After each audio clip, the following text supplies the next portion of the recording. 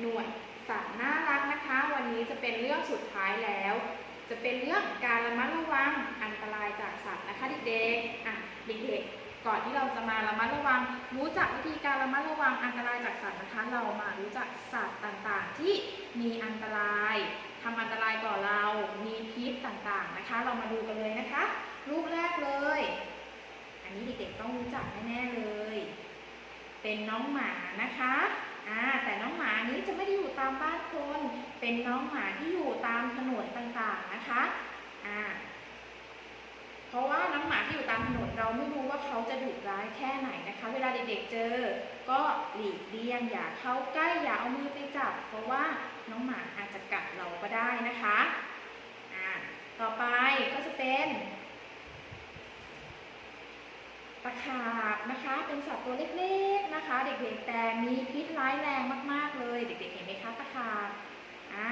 มีขาเยอะแยะเลยลำตัวสีน้ำตาลแบบนี้นะคะมีอันตรายถ้าเราเจอเราไปโดนเขาไปเดินไปเหยียบเขานะเขาก็จะมากัดเรามาต่อยเรานะคะเป็นอันตรายได้ถ้าใครแพ้นะคะเวลาเราโดนกัดถ้าเราแพ้แผลของเราก็จะบวมมากเลยนะคะอาจจะต้องไปหาคุณหมอเลยก็ได้แล้วก็สัตว์ตัวต่อไปแมงป่องค่ะสัตว์ชนิดนี้นะคะมีลำตัวมีเปลือกแข็งๆเลยที่หางของมันจะมีความสูงขึ้นมาจากลำตัวนะคะตรงนี้จะสามารถต่อยเราได้นะคะถ้าเราเดินไปเจอเราอย่าไปจับหรือว่าอย่าไปเข้าใกล้นะคะสัตว์อันตรายพวกนี้จะอยู่ในที่รกๆนะคะอยู่ในป่าอยู่ในหญ้าต้นหญ้าสูงๆถ้าเด็กๆเห็นมีต้นหญ้าสูงๆเด็กๆอย่าเข้าไปเดินนะคะเพราะว่าอาจจะเจอสัตว์พวกนี้นะคะต่อไปก็จะเป็นงูอันนี้ก็เป็นสัตว์มีพิษนะคะบางชนิดไม่มีพิษแต่เราก็ไม่ควรจะเข้าใกล้นะคะเวลาโดนงูกัดเนี่ยเราต้องรีบส่งตัวไปหาคุณหมอที่โรงพยาบาลเลยนะคะเพราะว่าพิษของงูแต่ละชนิดไม่เหมือนกันบางชนิดอาจจะทำให้ถึงอันตรายต่อชีวิตของเราได้นะคะและสัตว์ตัวต่อไปตัวเล็กๆน่ารักเลยเห็นไหมคะมดค่ะเราเห็นเป็นมดตัวเล็กๆนะคะแต่ถ้าเราเจอมันกัดเอานะคะก็อาจจะทำให้แผลเราเนี่ยบวมได้ถ้าเกิดว่าเราแพ้นะคะจะรู้สึกเจ็บและคันนะคะมดที่มีพิษนะคะก็จะเป็นมดแดงมดตะนอยนะคะและตัวสุดท้ายนะคะเด็กๆผึ้งค่ะผึ้งจะทำรังอยู่บนต้นไม้นะคะมันจะมีเหล็กในนะคะอยู่ที่ก้นของมันแหลมๆตรงนี้ใช้สำหรับต่อยเราถ้าเราไปโดนมันต่อยปุ๊บแผลของเราก็จะบวมนะคะถ้าใครแพ้ก็อาจจะต้องไปหาคุณหมอที่โรงพยาบาลได้เลยนะคะสัตว์ต่างๆที่เป็นสัตว์อันตรายและมีพิษเด็กๆก็จะได้รู้จักไปหลายชนิดแล้วนะคะต่อไปเรามาทำในเล่มร่องรอยการเรียนรู้และชุดเสริมทักษะกันต่อเลยค่ะเด็กๆในเล่มร่องรอยการเรียนรู้นะคะเปิดไปที่หน้า7นะคะเขาให้เด็กๆช่วยกันบอกชื่อสัตว์ที่อยู่ในภาพและเขียนอักษร G ตามรอยปากเด็กๆดูในภาพสิคะอันนี้ตัวอะไรเอ่ยจีราฟนะคะมีจีราฟอยู่3ตัวนะคะเรามาเขียนตัว G ตัว G ตามรอยปากนะคะเด็กๆจิ้มลากถอยหลังลากลงมาโค้งขึ้นไปตัว G จีราฟนะคะต่อไปเปิดหน้าที่8ค่ะเขาให้เด็กๆขีดเส้นเฉียงทับภาพสัตว์ที่เป็นอันตรายที่ซ่อนอยู่ในภาพเด็กๆมาดูในภาพค่ะมีสัตว์อะไรบ้างที่เป็นอันตรายเมื่อกี้ทีเชอร์สอนไปแล้วใช่ไหมคะว่ามีสัตว์อะไรบ้างที่มีพิษและอันตรายตัวแรกเลยงูเป็นสัตว์มีพิษนะคะมดแดงเห็นไหมคะอยู่บนต้นไม้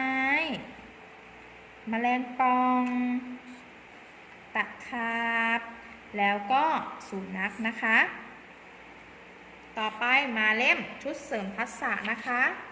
เปิดไปที่หน้า5นะคะเด็กๆเขาให้เด็กๆขีดเส้นเฉียงทับภาพสัตว์ที่เป็นอันตรายและเขียนพยัญชนะจอจานและฉอฉิ่งตามรอยปากมาดูในรูปค่ะ คุณพ่อกับคุณลูกกำลังไปนั่งปิกนิกกันทานอาหารกันมีสัตว์อันตรายอยู่ในสวนข้างๆนะคะ มาดูซิมีตัวอะไรบ้างที่อันตรายมีแมลงปองอยู่บนก้อนหินมีหมามีตะขาบแล้วก็มีงูนี่นะคะต่อไปเรามาเขียนจอจานค่ะหัวกลมๆลากลงมาลากขึ้นโค้งไปนะคะจอจานหัวกลมๆลากลงมาลากขึ้นโค้งลงมาอีก1 บรรทัดเด็กๆเขียนเองได้เลยนะคะต่อไปตัวชอชิงหัวกลมๆลากลงลากเฉียงม้วนหัวกลมๆลากขึ้นแล้วก็โค้งนะคะ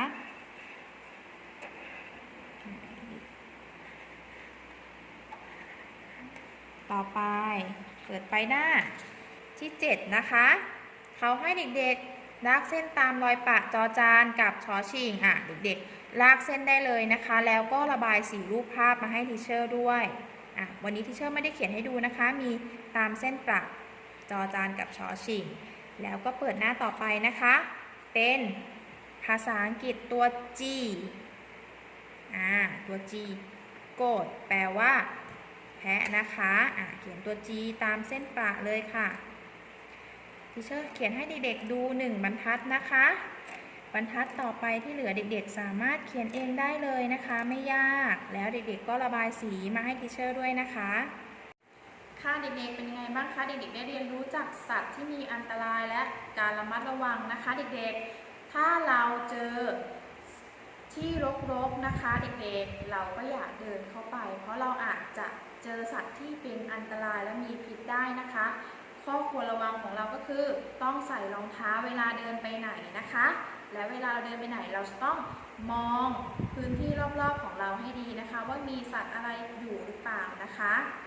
ค่ะวันนี้ในหน่วยการเรียนเรื่องสัตว์น่ารักก็จบเพียงเท่านี้นะคะแล้วกลับมาพบกับทีเชอร์เปิ้ลในคลิปหน่วยการเรียนรู้ต่อไปจะเป็นหน่วยอะไรพบกันใหม่นะคะวันนี้บ๊ายบายค่ะ